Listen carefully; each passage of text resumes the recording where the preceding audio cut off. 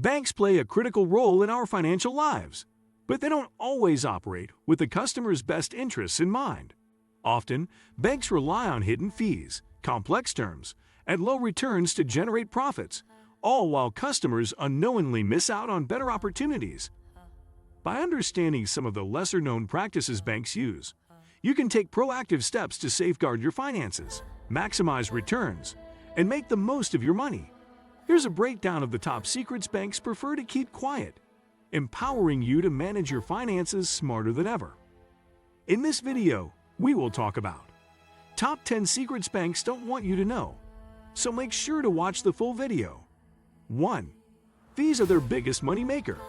Banks make a substantial portion of their revenue from fees on services and transactions. These include overdraft charges, ATM fees, monthly maintenance fees, wire transfer charges, and even foreign transaction fees. While each charge may seem small, collectively, they amount to billions annually across the industry. Many people aren't aware of how much they're paying in fees, and banks capitalize on this by embedding them in various products. By keeping a close watch on your accounts, using budgeting tools to avoid overdrafts, and choosing accounts with fewer fees, you can retain more of your money. 2. Savings account interest rates don't keep up with inflation. Banks advertise savings accounts as safe places to grow your money, but most interest rates they offer are well below the rate of inflation. As a result, your money loses purchasing power over time while sitting in these accounts. Banks, however, benefit from these low interest rates, as they don't have to pay much for holding deposits while they can earn more by lending. To counter this, consider high-yield savings accounts, money market funds, or even inflation-protected bonds. These alternatives offer higher returns, helping you preserve your wealth in a way traditional savings accounts cannot. 3. They use your deposits to make profits. Banks don't simply store the money you deposit. They actively use it to make profits by lending it out for mortgages, personal loans, credit cards, and other products. The interest they earn from lending is far higher than what they pay to savers, making this a lucrative source of revenue. You, as a depositor, often earn minimal interest on your money. Knowing this, you might consider placing your money in higher-yield investments, such as certificates of deposit, CDs, stocks, or even bonds, which can provide better returns without your funds being used solely for the bank's profit. 4. High-interest credit cards are a profit engine. Credit cards with high interest rates are among banks' most profitable products, often carrying interest rates over 20%. Many cardholders end up carrying balances, which generates a steady stream of income for banks through interest payments. Some customers even find themselves in a cycle of debt, unable to pay down the balance due to high rates. To avoid falling into this trap, pay off your balance in full each month. Look for cards with low or 0% introductory APRs, and prioritize paying down high-interest debt. Taking these steps can save you thousands in interest payments over time. 5. Minimum balance requirements are set to trap you. Banks often set minimum balance requirements on accounts, and failing to meet these can result in monthly fees.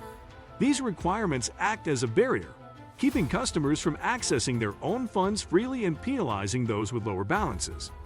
Minimum balance fees are another way for banks to make money, especially from customers who aren't able to meet the requirement every month.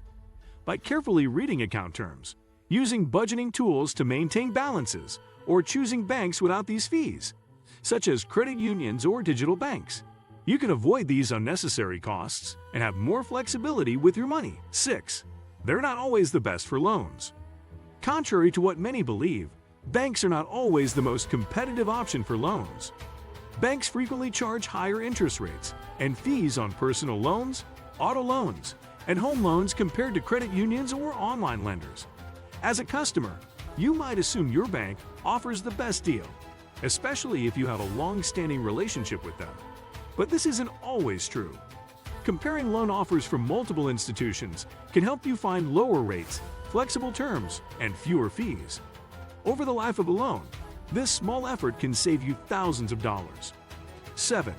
Free checking accounts aren't always free.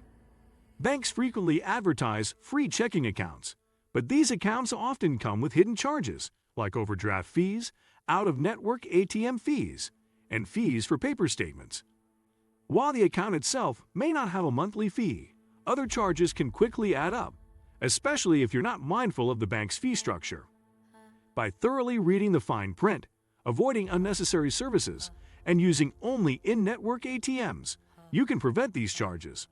Alternatively, some digital banks and credit unions offer truly free checking accounts with no strings attached.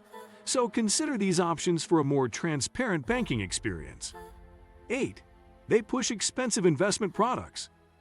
When it comes to investment products, banks often promote their own funds, mutual funds, and wealth management services, which typically come with high fees and commissions. Banks push these products because they earn money from management fees, and sometimes even from each transaction made within the product. These fees can eat into your returns significantly over time, making it harder for you to grow your investments.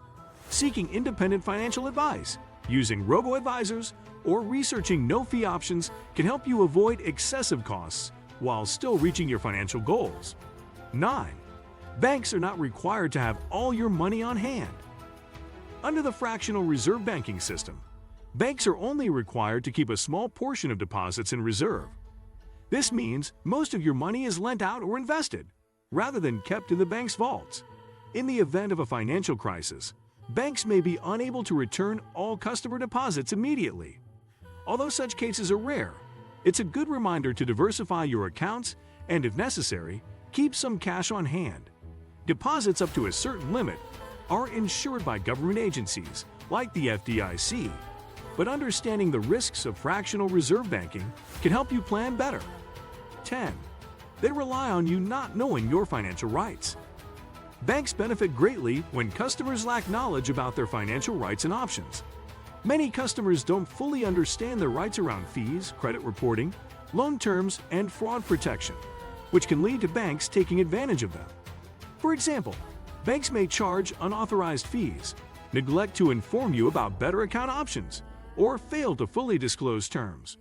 By becoming more financially literate and familiar with consumer protection resources like the Consumer Financial Protection Bureau, you can better protect your finances and avoid unnecessary charges. What do you think of our video? Let me know in the comment section below.